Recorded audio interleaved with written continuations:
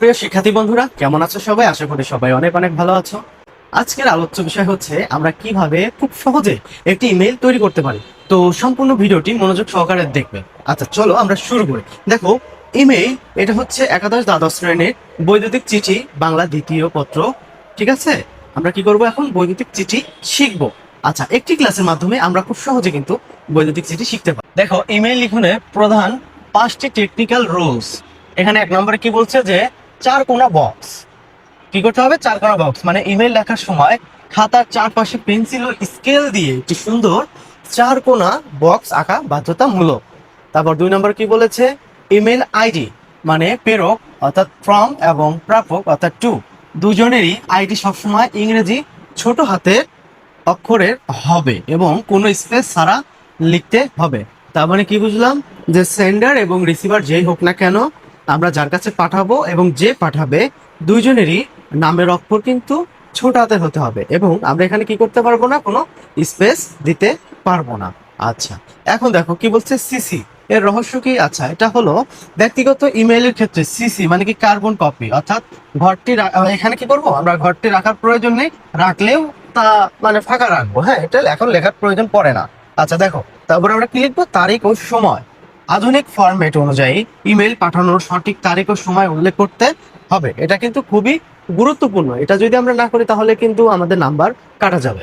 আচ্ছা, তারপর আবার দেখো ভাষার ব্যবহার। সাধারণত চিঠির মতো দীর্ঘ করা যাবে না।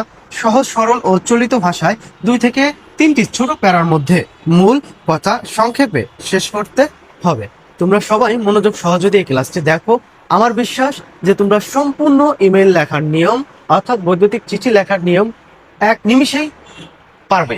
খাতার জন্য আদর্শ কাঠামো অর্থাৎ আমরা কিভাবে খাতায় ইমেল লিখবো এর একটি ফরম্যাট। দেখো এখানে কি বলছে যে এখানে খাতার চারপাশে একটি চারকোনা বক্স টেনে নিতে হবে।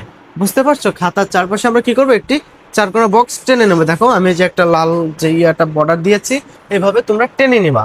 তারপর এখানে কি বলছে? দেখো ফ্রমে কি বলছে? দেখো তো সেন্ডার 2026@gmail.com। আবার এখানে কি বলছে? To receiver 2026@gmail.com। দেখো এখানে কিন্তু আমরা কি করছি?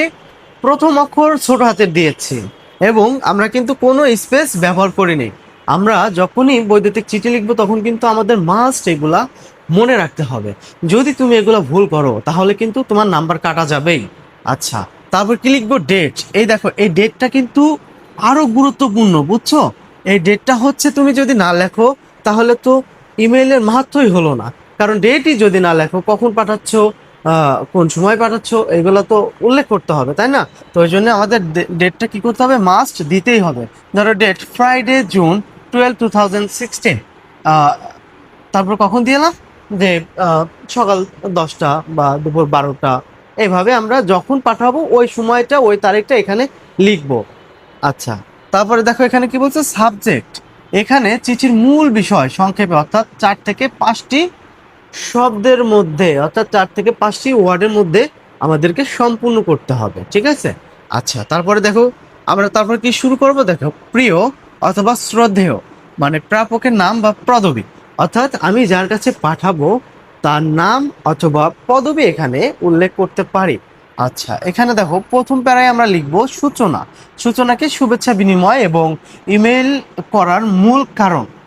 বুঝতে পেরেছো? সূচনা হচ্ছে, দেখো সূচনা কি? শুভেচ্ছা বিনিময় এবং ইমেল করার মূল কারণ। আবার দ্বিতীয় প্যারায় কি রয়েছে? দ্বিতীয় মূল বিষয় হলো যে যে বিষয়গুলো নিয়ে চিঠি তার মূল বিবরণ, অর্থাৎ এই দ্বিতীয় প্যারায় হচ্ছে আমরা একদম মূল বিবরণ, অর্থাৎ আমরা এই ইমেলের মাধ্যমে তাকে কি বোঝাতে চাচ্ছি এখানে আমরা এটা লিখবো। আচ্ছা, তারপর কি বলছে? তৃতীয় প্যারা। তৃতীয় প্যারা হচ্ছে শেষ কথা মানে বিদায় সম্ভাষণ বা দ্রুত উত্তরের প্রত্যাশা। মানে আমরা অনেক সময় লিখি না যে আজা নয় বিদায়, যদি আমার কথা তুমি পেয়ে থাকো, আমার চিঠি পেয়ে থাকো, অবশ্যই তুমি দ্রুত আবার আমাকে ফিডব্যাক দিবে। তো আমরা শেষে এই ধরনের কথাগুলো এখানে বলবো এবং সর্বশেষ কি লিখবো? ইতি। ঠিক আছে? তোমার নাম অর্থাৎ তুমি যাকে পাঠাচ্ছ, মানে তুমি নিজে এখানে কি বলবা? ইতি। এখানে তুমি তোমার নাম লিখবে। এখন দেখো পরীক্ষার জন্য একটি আদর্শ ইমেইলের ফরম্যাট। আমরা একটি পূর্ণাঙ্গ ইমেইল এখন শেখার চেষ্টা করব।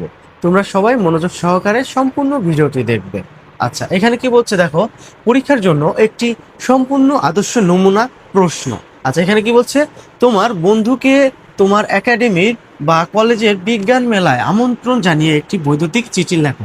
তাহলে বুঝতে পারছো, আমাদের প্রশ্ন ছিল কি, যে তোমার বন্ধুকে তোমার একাডেমির বা কলেজের বা বিদ্যালয়ের বিজ্ঞান মেলায় আমন্ত্রণ জানিয়ে একটি বৈদ্যুতিক চিঠি লিখতে হবে। তাহলে চিঠি কিভাবে লিখতে হবে আমরা কিন্তু এখন জানবো। দেখো, প্রথমে আমরা কি লিখবো, যে ফ্রম, ধরো সুব্রত একাডেমি 2026@gmail.com। হ্যাঁ, আবার তুমি যাকে পাঠাবা, ধরো টু মানে কি রাফি 1234@gmail.com। তারপর সিসি, আমরা বলছি সিসি সবসময় এটা কি রাখবো, ফাঁকা রাখবো, এখানে কিছু লেখার প্রয়োজন নেই। তারপরে লিখবো ডেট, তারপরে সাবজেক্ট আমরা কি লিখবো, এই দেখো, বার্ষিক বিজ্ঞান মেলায় অংশগ্রহণের জন্য আবেদন। মানে আমরা সাবজেক্টটা একদম শর্টে লিখবো, যাতে এই সাবজেক্ট দেখেই একজন শিক্ষক বুঝতে পারেন যে এই ইমেইলের মূল বিষয়বস্তু কি। আচ্ছা, তারপরে দেখো আমরা এই যে শুরু করি, যে প্রিয় জয় বা প্রিয় রাফি, আমি যার কাছে পাঠাচ্ছি তার নাম লিখতে পারি, আমার আন্তরিক শুভেচ্ছা নিও, আশা করি ভালো আছো। অত্যন্ত আনন্দের সাথে জানাচ্ছি যে আগামী সপ্তাহে আমাদের সুব্রত একাডেমিতে 3 দিন ব্যাপী বার্ষিক বিজ্ঞান মেলা 2026 এর আয়োজন করা হয়েছে। আগামী 15 জুন সকাল 10টায় আমাদের রাজবাড়ী ক্যাম্পাসের এই মেলায় উদ্বোধন করবেন প্রধান অতিথি। মেলায় আমাদের শিক্ষার্থীদের তৈরি বেশ কয়েকটি আধুনিক বিজ্ঞান ও প্রজেক্ট ও ডিজিটাল ক্লাসরুম টুলস প্রদর্শন করা হবে। আচ্ছা, তারপরে পরবর্তীতে পৃষ্ঠা দেখি, দেখো, বিজ্ঞান ও প্রযুক্তির প্রতি তোমার দারুণ আগ্রহের কথা মাথায় রেখেই তোমাকে এই মেলায় আসার বিশেষ আমন্ত্রণ জানাচ্ছি। তুমি এলে আমরা একসাথে পুরো মেলা ঘুরে দেখতে পারবো। তোমার আসার অপেক্ষায় রইলাম। ভালো থেকো, ইতি রাশে। তুমি যার কাছে পাঠাবা এখানে তুমি তার নাম লিখে দিবা, ঠিক আছে? এই হলো আমাদের পূর্ণাঙ্গ একটি ইমেল লেখার নিয়ম ছিল। আশা করি তোমরা সবাই সম্পূর্ণ ক্লাসটি বুঝতে পেরেছো। তারপরেও যদি কোথাও বুঝতে অসুবিধা হয় তোমরা কমেন্টের মাধ্যমে জানাতে পারো। ধন্যবাদ সবাইকে, সবাই ভালো থাকো এবং আমার ফেসবুক পেজটি সবাই ফলো করে রেখো সকল তথ্য পাওয়ার জন্য। ধন্যবাদ।